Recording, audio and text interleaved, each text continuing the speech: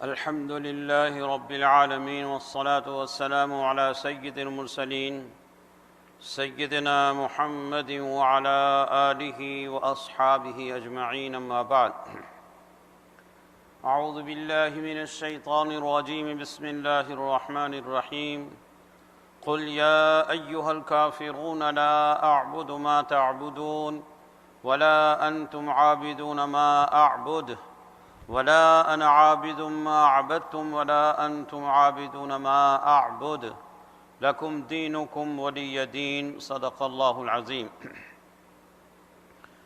بزرگان محترم، برادران عزیز، سامعین کرام، میں نے ابھی آپ کے سامنے جو سورت تلاوت کی ہے اس کو سورۃ الکافرون کہتے ہیں، اور اس کا ایک نام سورۃ العبادہ بھی ہے، اور یہ ان صورتوں میں سے ہیں جو اکثر مسلمانوں کو یاد ہوتی ہیں اور بکثرت نمازوں میں پڑھی جاتی ہے.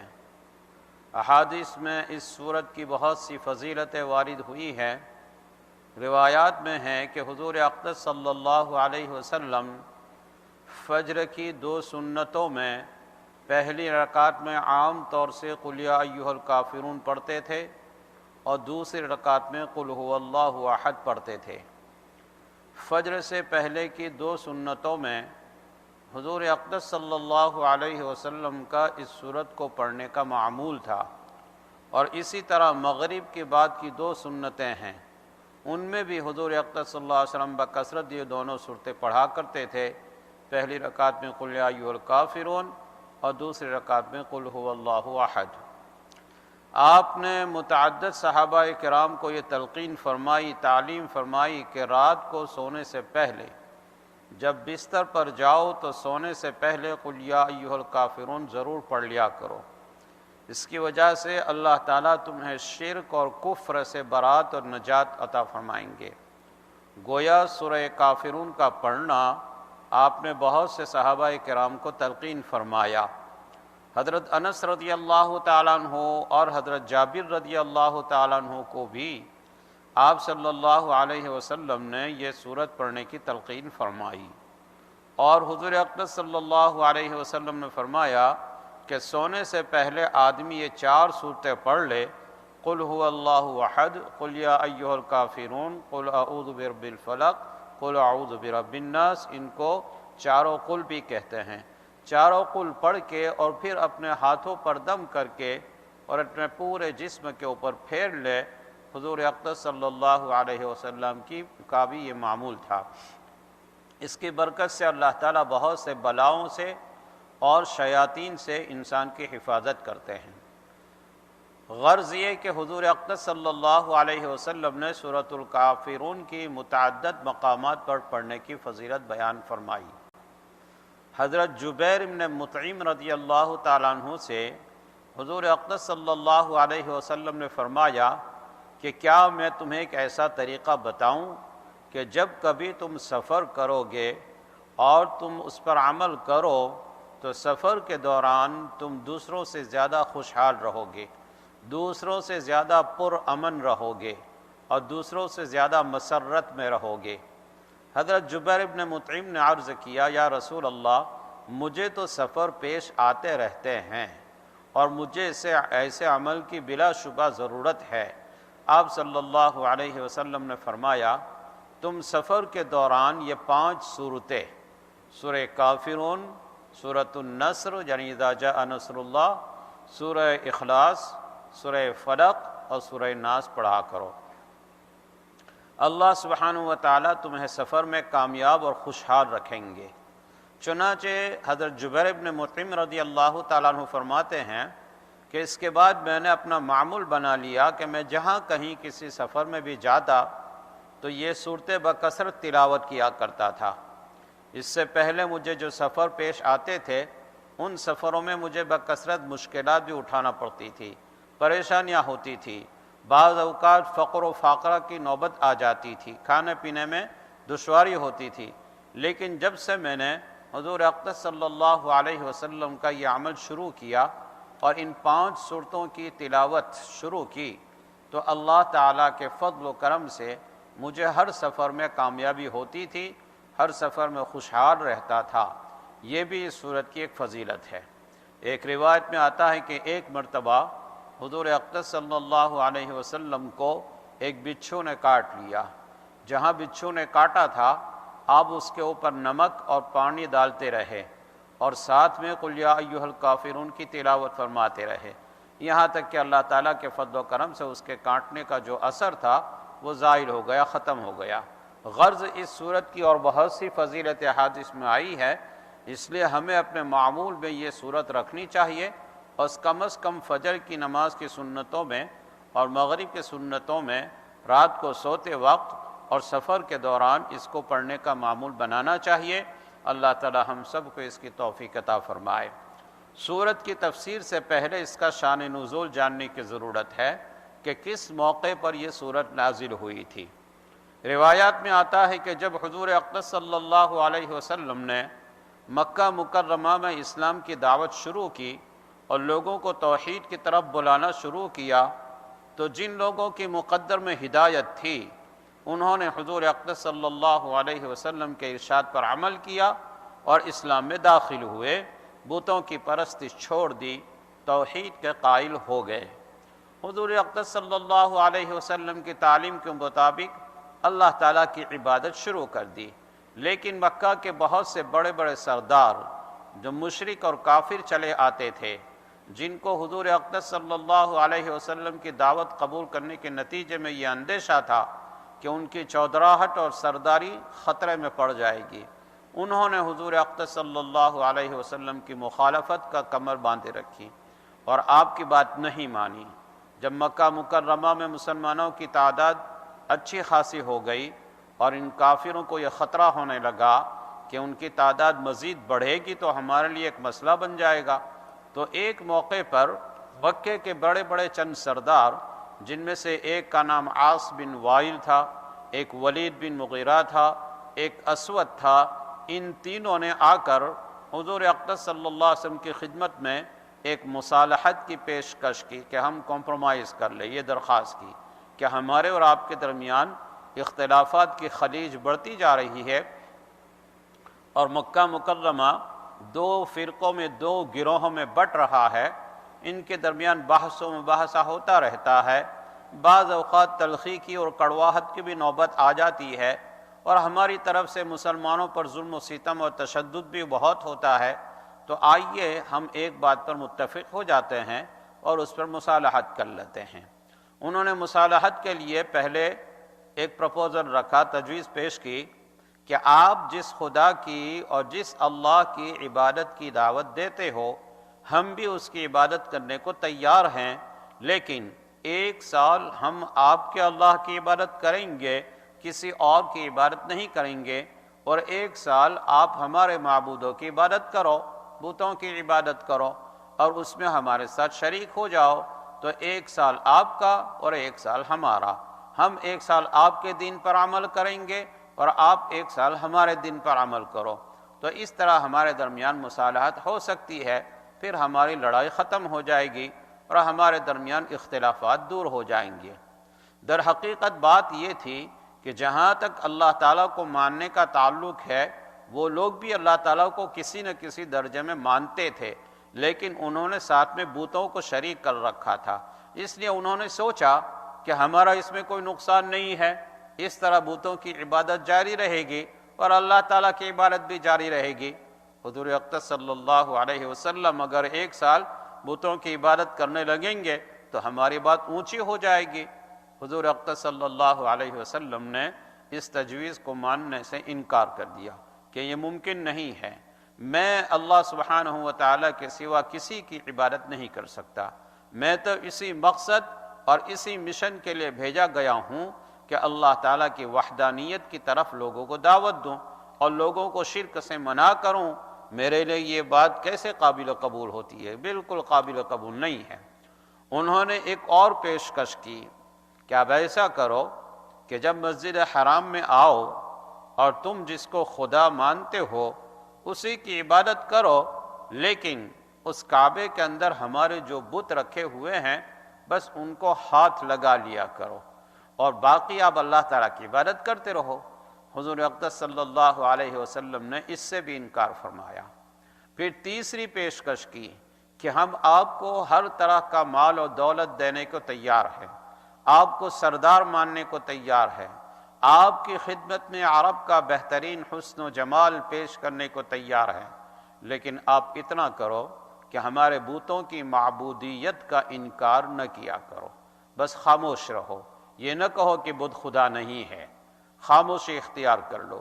تو اس موقع پر اللہ تعالیٰ نے یہ صورت نازل فرمائی اور حضور اقدس صلی اللہ علیہ وسلم کو ان کی پیشکشوں کا جواب دینے کی تعلیم دی گئی تھی۔ حضور اقدس صلی اللہ علیہ وسلم سے خطاب ہو رہا ہے اس میں کہ قل، آپ لوگوں کی پیشکش کے جواب میں کہہ دو، یا ایھا الکافرون، اے کافر لوگو، لا اعبد ما تعبدون، میں ان چیزوں کی عبادت نہیں کرتا جن کی تم کرتے ہو، ولا انتم عابدون ما اعبد، اور نہ تم اس خدا کی عبادت کرتے ہو جن کی میں عبادت کرتا ہوں۔ یعنی بتلانا یہ مقصود ہے کہ اگرچہ نام تو اللہ تعالیٰ کی عبادت کر لیتے ہو لیکن حقیقت میں تم اس کو نہیں مانتے۔ وہ لبیک اللہم کہا کرتے تھے، اللہ تعالیٰ کا نام لیتے تھے۔ قرآن کریم میں آتا ہے کہ جب کشتی میں سفر کر رہے ہوتے اور طوفان آ جاتا اور کسی خطرے میں آ جاتی تھی تو سب اپنے تمام بتوں کو بھی بھول جاتے تھے، اس وقت صرف اللہ تعالیٰ ہی کو پکارتے تھے کہ یا اللہ ہمیں اس مشکل سے نکال لے، اور جب اللہ تعالیٰ مشکل سے نکال کر ان کو کنارے تک پہنچا دیا کرتا تھا پھر اللہ تعالیٰ کو بھول جاتے تھے اور پھر بتوں کی پرستش شروع کر دیا کرتے تھے۔ اللہ تعالیٰ کو مانتے تو تھے اور زبان سے بھی کہتے تھے کہ ہم اللہ کو مانتے ہیں، لیکن اس آیت کریمہ نے یہ بتایا کہ وَلَا أَنْتُمْ عَابِدُونَ مَا عَابُدُ، جس اللہ کی میں عبادت کر رہا ہوں حقیقت میں تم اس اللہ کی عبادت نہیں کرتے، چاہے اس کا نام لیتے ہو لیکن حقیقت میں وہ خدا کوئی اور ہے جس کی تم عبادت کرتے ہو، اور میرا اللہ کوئی اور ہے جس کی میں عبادت کرتا ہوں۔ اس لیے میرا اللہ تو وہ ہے جس کے ساتھ کوئی ساتھی نہیں، جس کے ساتھ کوئی شریک نہیں، جس کو کسی دوسرے کی ضرورت نہیں، جو پوری کائنات کا خالق اور مالک ہے، وہی تنہا کائنات کا نظام چلانے والا ہے، وہ ہے میرا خدا۔ اور تم اللہ تعالیٰ کا نام لے کر جس خدا کا حوالہ دیتے ہو، تمہارے خیال کے مطابق، تمہارے تصورات کے مطابق وہ تو ایسا خدا ہے کہ وہ اپنے سارے اختیارات ان بتوں کو دے کر خالی بیٹھا ہے۔ اب جو کچھ کر رہے ہیں یہ بت کر رہے ہیں، رزق دے رہے ہیں تو بت دے رہے ہیں، اولاد دے رہے ہیں تو یہ بت دے رہے ہیں، صحت دے رہے ہیں تو یہ بت دے رہے ہیں، لہذا وہ خدا جس کو تم مانتے ہو وہ کوئی اور ہے، اور میں جس خدا کو مانتا ہوں وہ کوئی اور ہے۔ وَلَا أَنْتُمْ عَابِدُونَ مَا أَعْبُدُ، تم عبادت کرنے والے نہیں ہو اس خدا کی جس کی میں عبادت کرتا ہوں۔ میں تو اس خدا وحدہ لا شریک لہ کی عبادت کرتا ہوں جس کے خدائی میں کوئی شریک نہیں، جس کا کوئی ساتھی نہیں، اور تم ایسے خدا کی عبادت کرتے ہو جس کے بے شمار شریک ہیں، لات ہے، عزا ہے، حبل ہے، منات ہے، یہ سب ان بتوں کے نام تھے، خدا جانے کیا کیا نام تم نے گڑھ رکھے ہیں۔ پہلے تو یہ کہا تھا کہ لا اعبد ما تعبدون، میں عبادت نہیں کرتا ان معبودوں کی جن کی تم عبادت کرتے ہو۔ آگے فرمایا ولا انا عابد ما عبدتم، اور جن کی تم عبادت کرتے ہو اب تک میں ان کی اور آئندہ بھی عبادت کرنے والا نہیں ہوں۔ کبھی تم اس دھوکے میں رہو کہ کبھی کوئی ایسا وقت آئے گا کہ میں تمہارے معبودوں کی عبادت کروں گا، نہیں، ولا انا عابد ما عبدتم، جن کی تم عبادت کر رہے ہو میں ہرگز ان کی عبادت کرنے والا نہیں ہوں، میں قیامت تک کبھی بھی ان کی عبادت نہیں کروں گا۔ ولا انتم عابدون ما اعبد، اور پھر دوبارہ دہرایا کہ تم بھی آئندہ عبادت نہیں کرو گے اس خدا کی جس کی میں عبادت کرتا ہوں، اس کی عبادت تم آئندہ بھی نہیں کرو گے۔ یہ ان کافروں سے خطاب ہے جن کے بارے میں یہ بات طے تھی کہ یہ ایمان لانے والے نہیں ہے۔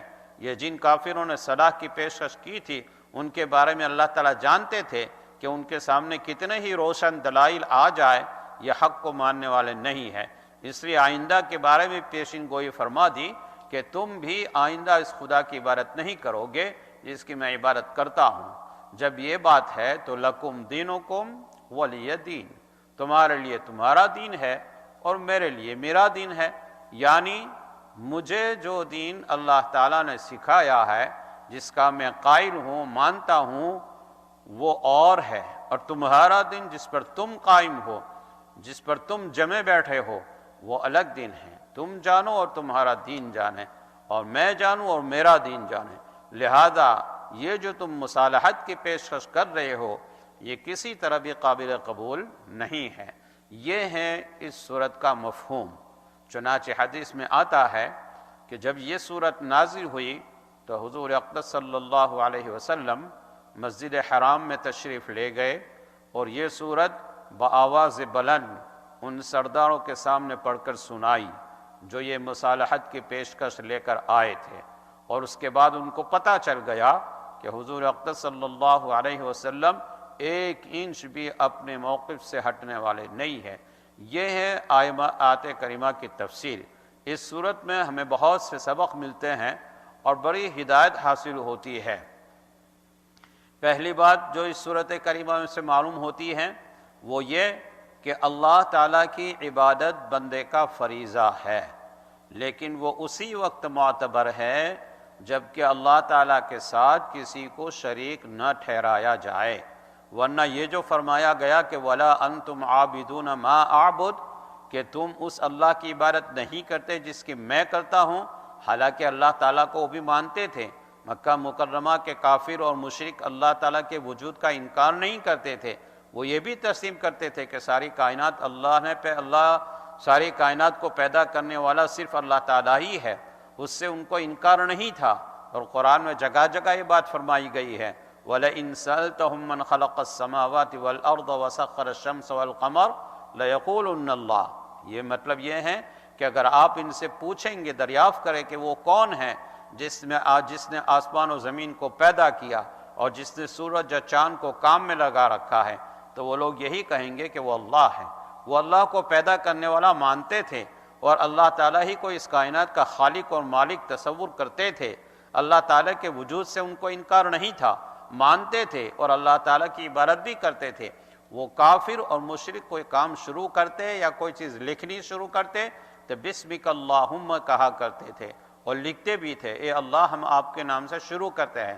حضور اقدس صلی اللہ علیہ وسلم نے تشریف لا کر بسم اللہ الرحمن الرحیم سکھایا، اور بیت اللہ کا طواف بھی کیا کرتے تھے۔ بیت اللہ کو اللہ کا گھر مانتے تھے، تو بظاہر عبادت تو اللہ تعالیٰ کی کرتے تھے، لیکن پھر بھی قرآن کہہ رہا ہے وَلَا أَنْتُمْ عَابِدُونَ مَا أَعْبُدُ، جس اللہ کی میں عبادت کرتا ہوں تم اس کی عبادت نہیں کرتے۔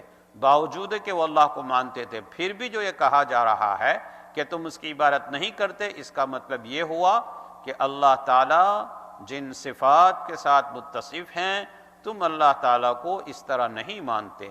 چنانچہ وہ توحید کو نہیں مانتے، اللہ تعالیٰ کو ایک قرار دے کر نہیں مانتے، بلکہ ان کا عقیدہ یہ تھا کہ اللہ تعالیٰ نے سارے جہاں کو، ساری کائنات کو، سارے انسانوں کو، سارے جانوروں کو پیدا کر دیا ہے، لیکن اس کے بعد اپنے سارے اختیارات یا کچھ اختیارات دیوتاؤں کو سونپ دیے ہیں۔ کسی دیوتا کو یہ اختیار دے دیا ہے کہ لوگوں کو رزق دیا کرے، کسی کو یہ سونپ دیا ہے کہ لوگوں کی بیماریاں دور کرے گا اور شفا دے گا، کسی کو کوئی اور اختیار سونپ دیا ہے۔ لہذا ان دیوتاؤں کی بھی عبادت کرنی چاہیے تاکہ وہ ہمیں رزق دے، وہ ہمیں بیماری میں شفا دے، ہمیں اولاد دے۔ اللہ تعالیٰ فرما رہے ہیں کہ باوجود تم زبان سے یہ کہتے ہو کہ ہم اللہ کو مانتے ہیں، لیکن حقیقت میں اللہ کو نہیں مانتے، چونکہ تم نے اللہ تعالیٰ کا تصور یہ پیدا کر دیا ہے کہ اللہ تعالیٰ ساری کائنات پیدا کرنے کے بعد بے اختیار ہو کر بیٹھ گیا ہے، سارے اختیارات ان دیوتاؤں کو سونپ رکھے ہیں، تو یہ اللہ تعالیٰ کو ماننا نہ ہوا، یہ اللہ تعالیٰ کی عبادت نہیں ہوئی۔ قرآن کریم میں بھی دوسری جگہ فرمایا کہ یہ کافر جب کبھی سمندر میں کشتی میں سفر کرتے اور کشتی میں سفر کرتے ہوئے طوفان آ جاتا، زبردست موجیں اٹھنے لگتی ہے اور ایسا لگنے لگتا ہے کہ اب ڈوبے تب ڈوبے، اس وقت ان کو اپنا دیوتا یاد نہیں آتے، اس وقت یہ اللہ تعالیٰ ہی کو پکارتے ہیں، یا اللہ ہمیں اس مصیبت سے نجات دے دے، ہماری کشتی کو کنارے تک لگا دے۔ لیکن جب اللہ تعالیٰ ان کو نجات دے دیتا ہے اور اپنے گھر واپس آ جاتا ہے تو بتوں کی پرستی شروع کر دیتے ہیں۔ یہ اللہ تعالیٰ کی بات نہیں ہوئی، یہ صرف اللہ تعالیٰ کا نام لینا ہوا، لیکن اللہ تعالیٰ کی صحیح عبادت نہیں ہوئی۔ کیونکہ تم نے عبادت میں اس کے ساتھ دوسرے دیوتاؤں کو شریک ٹھہرا لیا ہے۔ اس بات سے ہمیں اور آپ کو یہ سبق مل رہا ہے کہ خود ہمارے مسلمانوں میں اس قسم کے عقیدے اور اس قسم کے اعمال پیدا ہو گئے ہیں کہ جو ان کافروں کے عقیدوں کے قریب قریب پہنچ جاتے ہیں۔ جیسے بعض لوگ انسانوں میں سے کسی بھی انسان کو، کسی پیغمبر کو، کسی ولی اللہ کو، کسی بڑے بزرگ کو، کسی پیر کو کہتے ہیں کہ یہ مشکل کشا ہے، یہ حاجت روا ہے، یہ مختار کل ہے۔ اس کا مطلب یہ ہوا کہ اللہ سبحانہ و تعالیٰ نے ان کو یہ اختیار سونپ دیا ہے کہ یہ ہماری مشکلات دور کرے، یہ ہماری حاجت روائی کرے، یہ ہماری حاجتیں پوری کرے۔ یاد رکھیے، چاہے کوئی پیغمبر ہو یا کوئی کتنا ہی بڑا بزرگ ہو یا کوئی کتنا ہی بڑا ولی اللہ ہو، وہ ہماری سر آنکھوں پر اس کی عظمت اور اس کی حرمت کا دل میں ہونا ہمارا دینی فریضہ ہے، لیکن ان کو اللہ تعالیٰ کے ساتھ ملا دینا، اللہ تعالیٰ کے صفات ان کی طرف منسوب کر دینا، ان سے مرادیں مانگنا اور ان سے کہنا کہ تو ہمارے یہ کام کرا دے، یہ عقیدہ شرک کے قریب پہنچا رہا ہے۔ خاص طور سے ہمارے دیہاتی علاقوں میں جا کر دیکھو، وہاں ان پڑھ لوگوں کا یہ عالم ہے کہ کسی کو اگر بیماری ہے تو شفا مانگنے کے لیے مزاروں پر جا رہے ہیں۔ فلاں بزرگ کے مزار پر جا کر مانگوں گا کہ اے داتا مجھے بیماری سے شفا دے دے، اے داتا مجھے اولاد دے دے۔ قبروں پر جا کر قبروں سے مانگ رہے ہیں، اور قبروں میں جو بزرگ موجود ہے ان کی عظمت، ان کی حرمت، ان کا احترام ہماری سر آنکھوں پر، لیکن وہ صفات ان کی طرف منسوب کر دینا جو خدا کی صفات ہے، یہ انسان کو شرک تک پہنچا دیتا ہے، جس کے بارے میں قرآن نے کہا ہے کہ اگر تم ایسا کرتے ہو تو پھر تم اللہ کی عبادت نہیں کر رہے ہو، وَلَا أَنْتُمْ عَابِدُونَ مَا أَعْبُدُ، پھر میری عبادت نہیں کر رہے ہو، وہ تو تم نے ان کی عبادت شروع کر دی۔ ہمارے ہاں بہت سارے صوفیاء کرام گزرے ہیں۔ پاکستان میں ایک صوفی گزرے ہیں حضرت علی ہجویری رحمۃ اللہ علیہ کا، لاہور میں ان کا مزار ہے جو داتا دربار کے نام سے مشہور ہے۔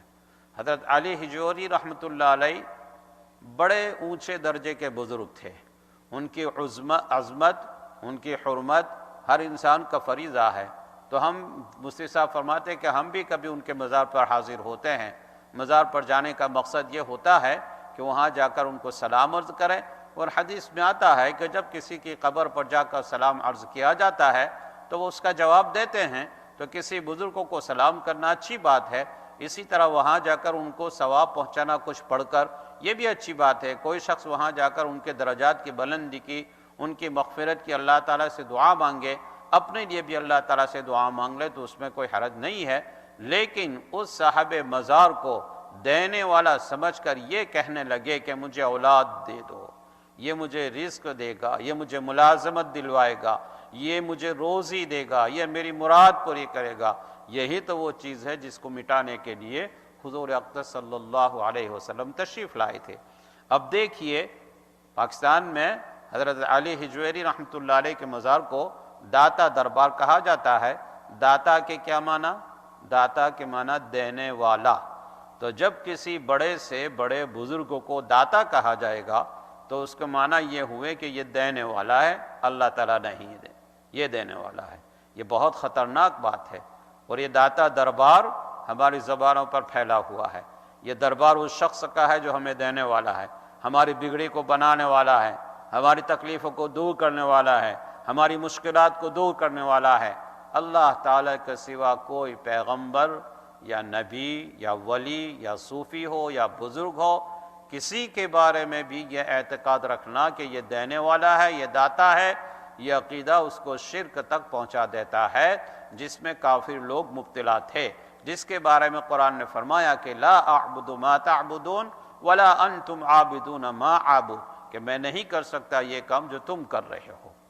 ایک مرتبہ مفتی صاحب فرماتے ہیں میں حضرت علی ہجویری رحمۃ اللہ علیہ کے مزار پر حاضر تھا، سلام کیا اور اللہ تعالیٰ سے دعا کی، اور دیکھا کہ لوگوں کی قطار لگی ہوئی ہے۔ میں نے اپنی آنکھوں سے یہ منظر دیکھا کہ لوگ قبروں پر سجدے کر رہے ہیں۔ میں نے ایک صاحب سے کہا کہ آپ سجدے کر رہے ہو؟ یہ پیشانی تو اللہ کے سوا کسی کے آگے جھکنی نہیں چاہیے، اسی کے آگے جھکنے کے لائق ہے، آپ اس کے لیے یہاں سجدے کر رہے ہو۔ جواب میں کہتے ہیں کہ جی ہمیں تو جو کچھ ملا یہیں سے ملا۔ استغفر اللہ، یہ اعتقاد رکھنا انسان کو شرک کی حد تک پہنچا دیتا ہے۔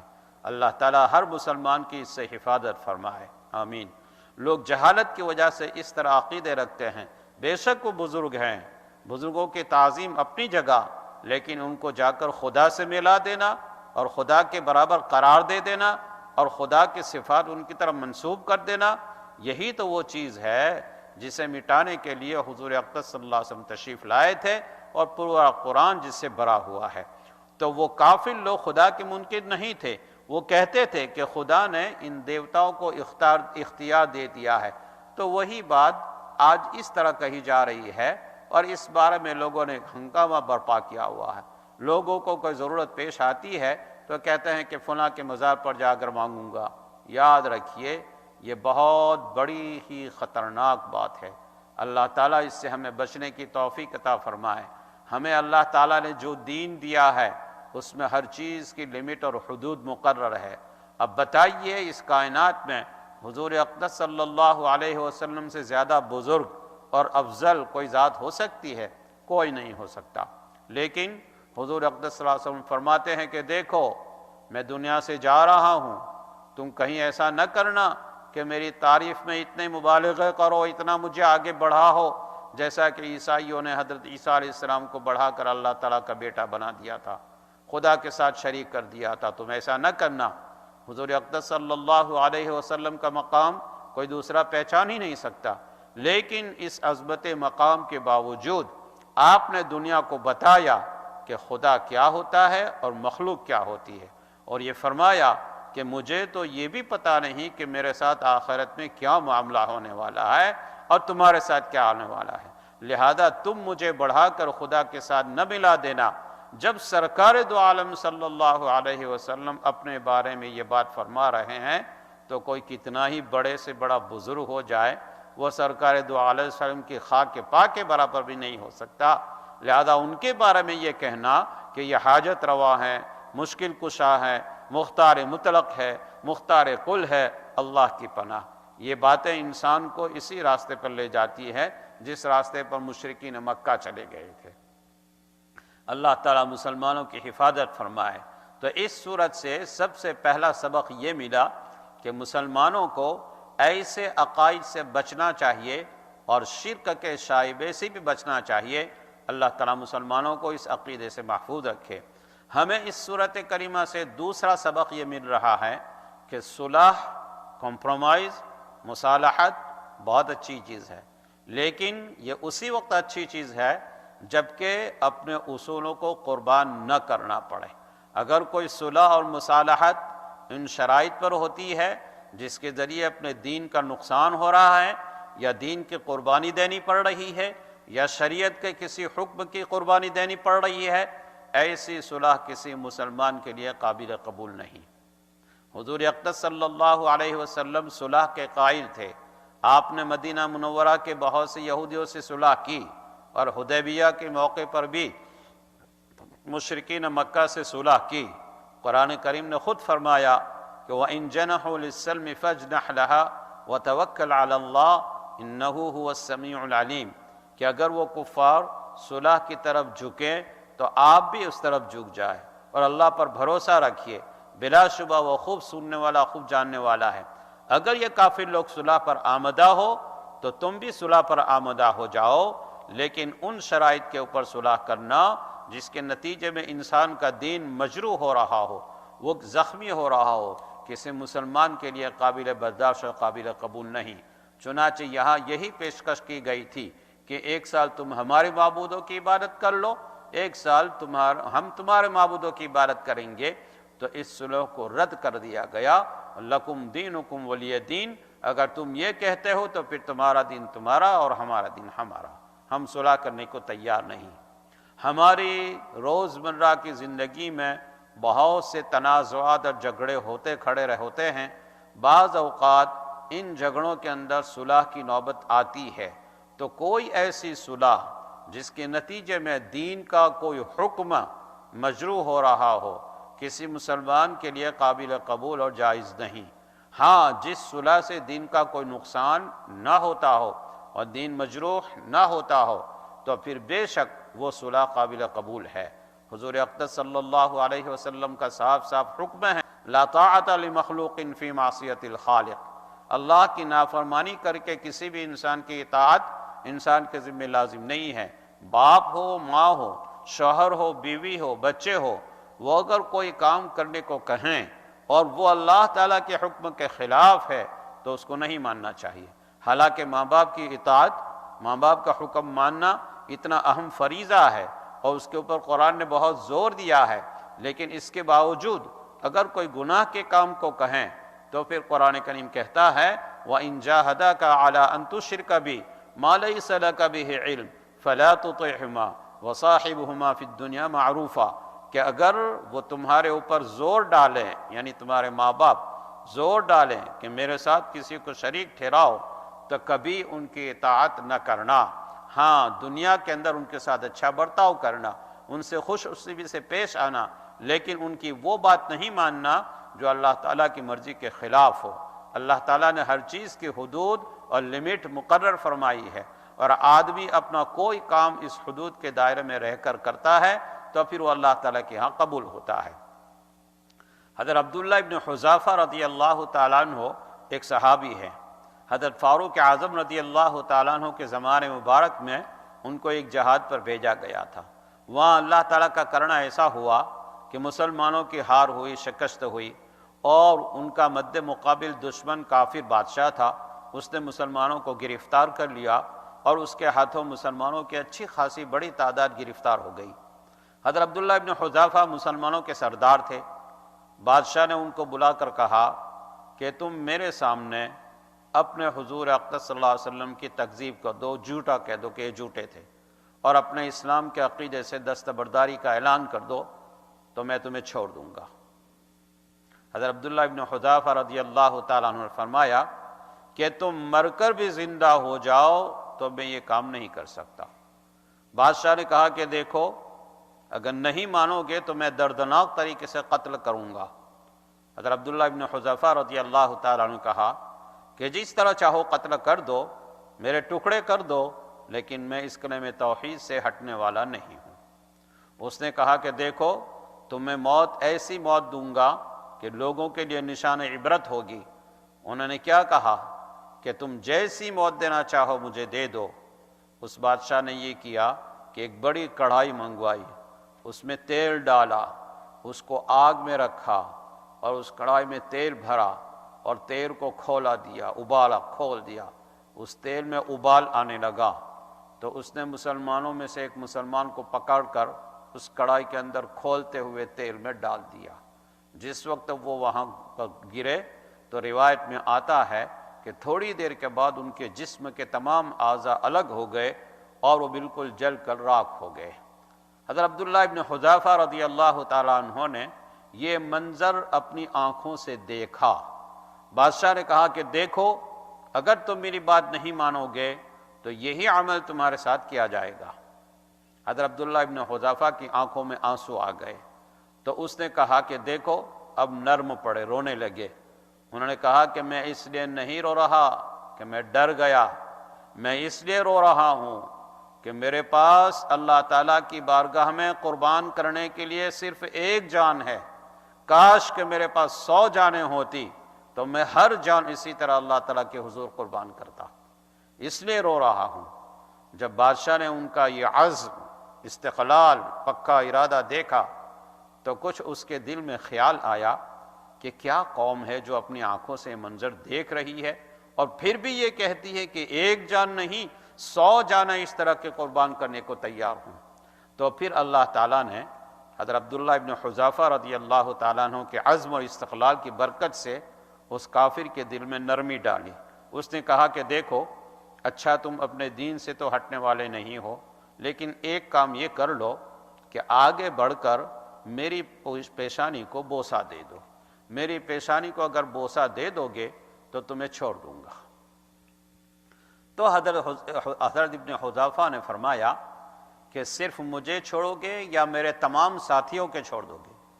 اگر تم میرے تمام ساتھیوں کو چھوڑنے کے لیے تیار ہو تو میں تمہاری پیشانی پر بوسہ دے دوں گا۔ اس نے کہا کہ میں تمہارے تمام ساتھیوں کو چھوڑ دوں گا۔ حضرت عبداللہ ابن حذیفہ آگے بڑھے، اس کی پیشانی کو بوسہ دیا اور سارے ساتھیوں کو چھڑا کر لے آئے۔ حضرت فاروق اعظم رضی اللہ تعالیٰ عنہ کو اس واقعے کی اطلاع ملی کہ وہ مدینہ منورہ آ رہے ہیں، تو حضرت فاروق اعظم اپنے ساتھیوں کو لے کر ان کے استقبال کے لیے مدینہ منورہ سے باہر نکلے۔ حضرت عبداللہ ابن حذیفہ کو گلے سے لگا لیا، ان کی پیشانی پر بوسہ دیا اور فرمایا کہ میں تمہاری پیشانی پر بوسہ دیتا ہوں کہ تم نے ایک بوسے کے ذریعے تمام مسلمانوں کو چھوڑا لیا۔ کوئی کہنے والا یہ بھی کہہ سکتا تھا کہ تو کافر ہے، تیری پیشانی پر کیوں بوسہ دوں، تو کافر ہے، لیکن یہ حدود اللہ ہے۔ اللہ تعالیٰ نے حدود مقرر کی ہے کہ اگر کوئی جان سے مار رہا ہو اور کلمہ کفر کہنے سے جان بچ سکتی ہو تو کلمہ کفر زبان سے نکالنے کی اجازت ہے، بشرطے کہ دل میں ایمان ہو، اور اس نے زبان سے کفر نکال دیا تو یہ جائز ہے، لیکن افضل یہ ہے کہ جان دے دے اور کفر کا کلمہ زبان سے نہ نکالے۔ تو وہاں پر حضرت عبداللہ ابن حذیفہ رضی اللہ تعالیٰ عنہ نے جان دینے کو بالکل تیار تھے، کفر کا کلمہ زبان سے نکالنے کو تیار نہیں تھے۔ لیکن اگر کوئی دوسرا شخص کسی گناہ پر مجبور کرے کہ یہ گناہ کر لو ورنہ مار دوں گا، تو شریعت کا حکم یہ ہے کہ اس صورت میں جان بچانے کے لیے گناہ کرنا واجب ہے، ضروری ہے۔ اگر تم نے اس وقت اس کام کا ارتکاب نہ کیا تو گنہگار ہوگے، اس لیے کہ یہ جان تمہارے پاس اللہ تعالیٰ کی امانت تھی، وہ تم نے اس طرح قربان کر دی، یہ جائز نہیں۔ تو حضرت عبداللہ ابن حذیفہ نے دیکھا کہ کافر بادشاہ کی پیشانی کو بوسہ دینا زیادہ سے زیادہ گناہ ہے، کیونکہ کافر بادشاہ کی تعظیم گناہ ہے، اس کی پیشانی کو بوسہ دینا تعظیم کے لحاظ سے گناہ ہے، لیکن اپنی جان بچانے کے لیے اور اپنے ساتھیوں کی جان بچانے کے لیے یہ گناہ قابل گوارا اور قابل قبول ہے، چنانچہ انہوں نے قبول فرما لیا۔ یہ ہیں اللہ تعالیٰ کی حدود کہ کہاں آدمی ڈٹ جائے اور کہاں آدمی جھک جائے۔ یہ حدود اللہ تبارک و تعالیٰ نے مقرر فرمائی ہے، اس کا نام دین کی سمجھ ہے، اس کا نام تفقہ فی الدین ہے، اسی کی ہمیں حضور اقدس صلی اللہ علیہ وسلم نے تلقین و تعلیم فرمائی ہے۔ بہرحال یہ صورت یہ سبق دے رہی ہے کہ ایسی مصالحت اور ایسا کمپرومائز جس سے دین مجروح ہو رہا ہو، دین میں نقصان ہو رہا ہو، ہمارے لیے جائز نہیں۔ ہاں، شریعت نے جہاں جہاں گنجائش دی ہے تو تم ان کو صلح کے لیے بے شک اختیار کر سکتے ہو۔ اللہ تعالیٰ اپنے فضل و کرم سے اپنے احکام پر عمل کرنے کی ہمیں توفیق عطا فرمائے۔ یہ اس صورت کے لیے کچھ تھوڑی سی تشریح اور جو سبق تھی وہ تھا۔ انشاءاللہ آگے موقع ملا تو اس کے بعد سورہ کوثر انا اعطیناک الکوثر کی تفسیر کسی موقع پر انشاءاللہ سنائیں گے۔ کل جیسے میں نے آپ سے پہلے بھی عرض کیا تھا کہ کل 29 شعبان ہے، جمعرات ہے، تھرسڈے ہیں کل، تو کل 29 شعبان ہے اور ہمیں چاند دیکھنا ہے۔ اگر کل چاند نظر آ گیا تو انشاءاللہ کل تراویح ہوگی اور پرسوں جمعہ کو پہلا روزہ ہوگا، اور اگر کل چاند نظر نہیں آیا تو پھر شعبان کے 30 دن مکمل کر کے جمعہ کو تراویح ہوگی اور سیٹرڈے کو پہلا روزہ ہوگا۔